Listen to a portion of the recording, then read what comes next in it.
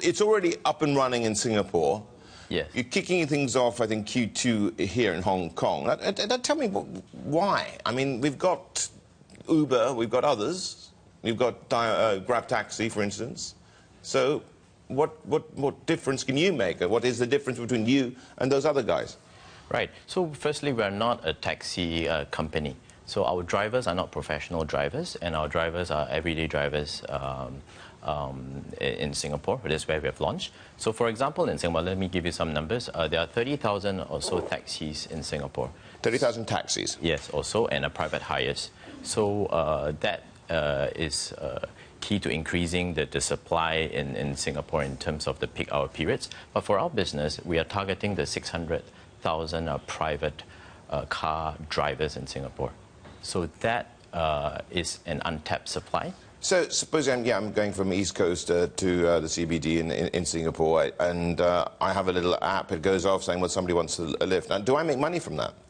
Yeah, so in Singapore, you can actually defray the cost of your trip. You can actually profit from the carpool, but you can actually defray the cost. The LTA allows 2 paid trips per day. So what we'll do is that our app will actually match you with a rider or driver that is going the same way. And then you can split the cost of the trip and also make a friend and, of course, most importantly, also save the environment. OK, that's the idea. I mean, that's the social good here. That's what you're trying to do. But then that brings us on to another aspect as well. I mean, you've got insurance implications, surely, here. Yeah, right now, there's no implication on insurance per se, because what you're essentially doing is to give someone a lift along the way, not for hire or reward.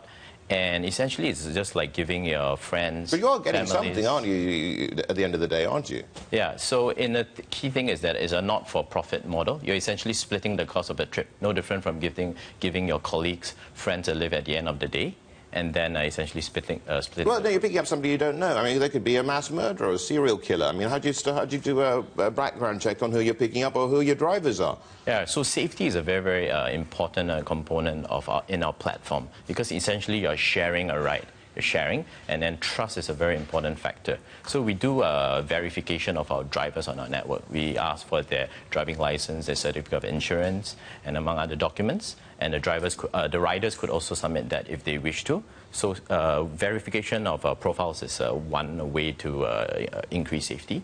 The second way is we have a robust review system. At the end of every trip, the rider and the driver will review each other. So it's a sort of a community of policing mechanism. And lastly, we also have bought a third-party general liability coverage and sexual assault coverage as well. So we're always trying to increase safety on our platform. OK. Let's just also talk about... OK, so you're looking at Hong Kong. Where next? And let's talk about... Well, where next? Let's start with that.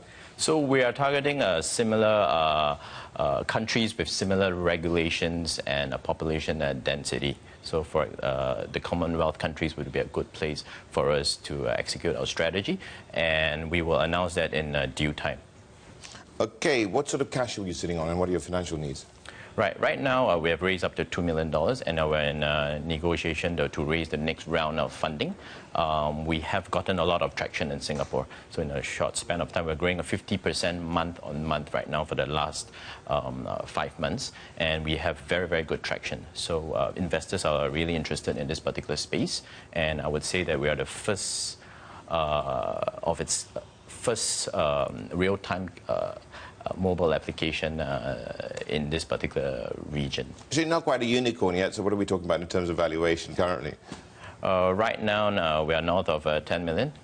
Pretty good going. And, but the thing is, how long do you go before you look at an exit strategy, and what would be your preferred exit strategy, even though it is early doors? Yeah, it's early days. What we're very, very focused now is to continue to improve our service, make sure that we continue to let as many people come onto our platform as possible, to give them a choice, essentially, right, an alternative to move around the city in a more social way and a more sustainable way as well. And how supportive have, let's say, the authorities been in Singapore, and what is the sort of response you're getting here?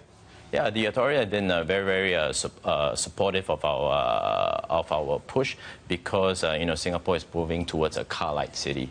in this particular regard, I think Singapore has been at the forefront in terms of regulation, in terms of emphasis on the sustainable aspect of the daily commute. Yeah, and it's a city with eye-wateringly expensive cars because of all the different licenses you need. Exactly. So being part of the sharing economy, it's the great thing is that we give people access without actually needing to own a car. So that is the key to carpooling.